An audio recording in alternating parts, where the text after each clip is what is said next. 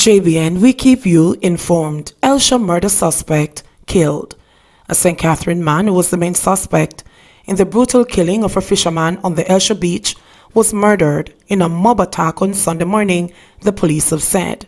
Dead is Troy Stowell, otherwise called Meloman, a 32-year-old fisherman of Elsha in Portmore, St. Catherine. Reports are that passers-by stumbled upon Stowell's charred, partially nude body in a burnt-out building near the beach. His body had what appeared to be gunshot wounds to the head. According to the Elsha police, Stowell was being sought in the murder of Joseph Pitt, otherwise called Fire. Pitt, 73, was reportedly at home on Saturday when he was attacked and stabbed repeatedly by Stowell, who also used a large stone to bash in his head. Stowell was chased by eyewitnesses but managed to escape in nearby bushes. Pitt succumbed to his injuries at the Spanish Town Hospital. The beach was ordered closed during the Easter holidays because of the new coronavirus pandemic. Teen and man arrested following gun seizure in St. Andrew. A teenager and a man were arrested in connection with the seizure of a firearm on Red Sea Drive in Seaview Gardens, St. Andrew. The police report that about 9 a.m. on Saturday, the two were accosted and searched by a team that was on patrol in the area. The firearm, a Taurus .45 pistol, fitted with a magazine with 4.45 rounds of ammunition, was taken from the waistband of one of them. However, they were both arrested. Their identities are being withheld as the investigation continues. $4 million reward for safe return of missing Clarendon men. A US $30,000 reward is being offered for the safe return of Clarendon businessman Kevon J. Graham and his 3 friends who went missing on April 7. Graham, 40, who hails from Rocky Point, is the owner and operator of Jay's petrol station in his hometown. The other men are 30-year-old taxi operator Omar Bennett, also of Rocky Point, as well as 33-year-old Ricardo Mathra, a sound system operator, and 40-year-old Roy Hamilton, both of Longwood in Racecourse. They left their Clarendon homes to visit the Elsha Beach in Portmore, St. Catherine, but they have not been seen or heard from since. The vehicles in which they were traveling was found abandoned in Riverton, St. Andrew, last Wednesday, April 8.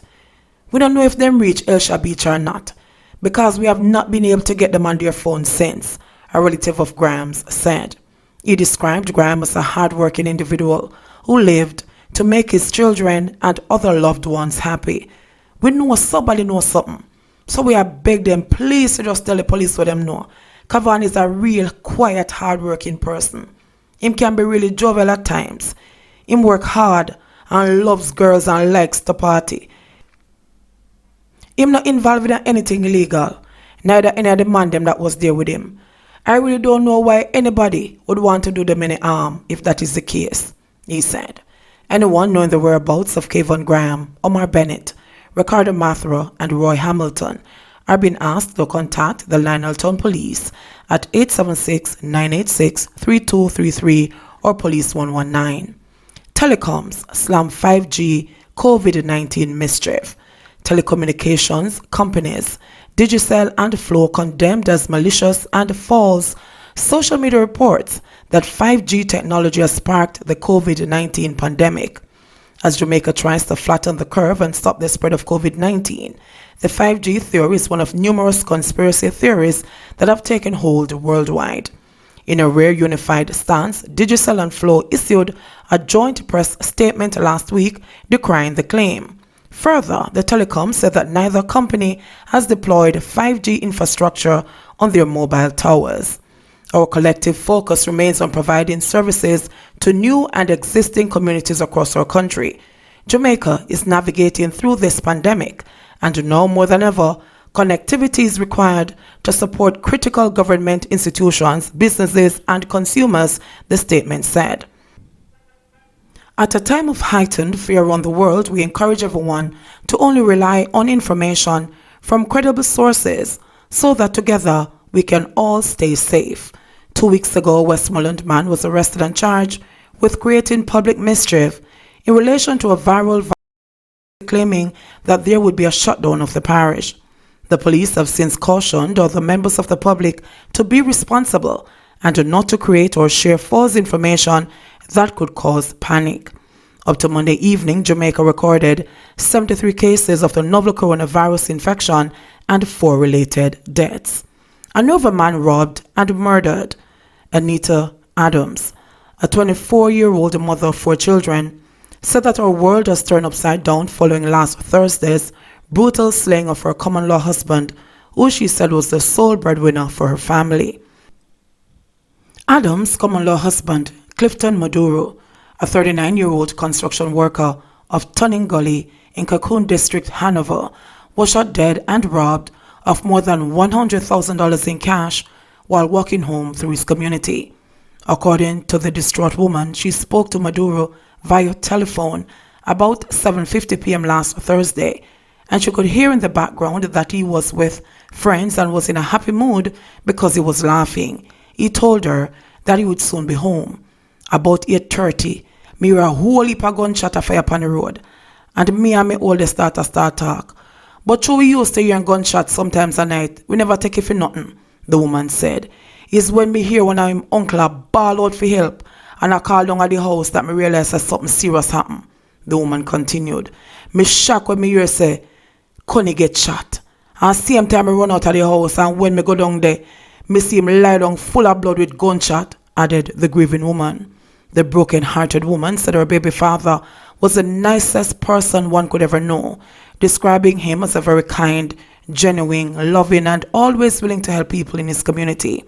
According to her, on the weekend, they were supposed to purchase grocery items and other items for their home as everyone was stocking up in preparation for the coronavirus.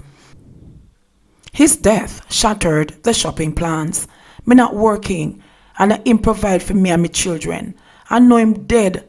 I don't know what me going to do next, said the bewildered woman. According to reports, Maduro was last seen alive inside a shop in his community where he purchased items from a wad of cash which he had in his possession. A police source said that they believe robbery was the motive for the killing, as only $300 was found on his person after he was killed. Government issues statement regarding Jamaican workers on cruise ship. The Government of Jamaica, in a joint statement from the Ministry of Foreign Affairs and Foreign Trade and the Ministry of National Security, says it is now considering protocols to permit the controlled re-entry of Jamaicans when possible, contingent on quarantine and isolation capacity, among other variables, pending the full reopening of our borders to passenger traffic. The government was responding to reports highlighting the ordeal of Jamaican workers who have been stranded aboard the Morella Discovery II. The statement sought to outline the facts surrounding the incident. The full statement reads, "We understand the disappointment and anxiety of these cruise line workers and the similar sentiments expressed by other Jamaican workers overseas who await the reopening of our borders to return home. We have, however, confirmed the following. 1. The vessel did not come into the Jamaican harbor or port on April 2, but was anchored at the California Bluffs, 12 miles south of Port Royal for refueling. 2. The ship's agent made contact with the Port Authority and Port Health agents, advising of a request for 43 Jamaican crew members to be landed. 3. Between the relevant immigration and health authorities, the agent was advised that the ports were closed and that the landing of the crew would require an exemption. This was communicated to the captain. 4. The matter came to the attention of the Emergency Health Operations Committee that evening, April 2. 5. The health authorities made inquiries of temperature checks and any incidents of COVID-19 on the vessel, and further made efforts to identify appropriate available quarantine facilities and resources to support same, to determine if it would be possible to recommend the exemption to the relevant minister and the cabinet. 6. During that process, in the early afternoon of the following day, April 3, the ship's agent advised that the request for repatriation was withdrawn and that the vessel was continuing on its route. The efforts regarding possible facilitation of the landing of the workers was therefore discontinued. It is summarized that the captain may have taken the decision not to wait for a process, for which neither a guarantee of success nor a timeline could be given in light of the existing legal restrictions regarding our borders. For additional context, we wish to remind the public and advise the crew members who may not have been aware that during the period when the request was made, April 2 to 3, the relevant authorities were still in the process of trying to locate the more than 5,000 persons who entered Jamaica between March 18 and 24 who had not reported to the Ministry of Health and Wellness. This was a high-risk set of circumstances, as there was evidence that many of those persons were not abiding by the self-quarantine rules. Furthermore, the decision to close Jamaica's borders to passenger traffic in the first place took into consideration the reality that the majority of Jamaican coronavirus cases are Jamaicans who traveled overseas or persons who made contact with them when they came to Jamaica. The risk of accepting nearly 50 additional persons from a cruise ship, especially without confirmed quarantine arrangements, would have been particularly high at that time and would clearly have posed a further threat to public health and safety. We, however, wish to advise the workers who were impacted and other groups of workers on cruise and in other temporary arrangements overseas that the Jamaican government is now considering protocols to permit the controlled re-entry of Jamaicans when possible, contingent on quarantine and isolation capacity, among other variables, pending the full reopening of our borders to passenger traffic.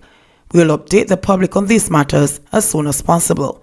We note in closing that the government must continue to be guided by public health imperatives on matters such as these, and that while the Ministry of Foreign Affairs and Foreign Trade did not handle this matter as it has no authority over border control, it will work with all relevant ministries to monitor the matter and to seek the most suitable arrangements and support for our nationals overseas. JBN, we keep you informed. Please remember, subscribe, like, share, leave us a comment and click the notification bell to receive our daily news items.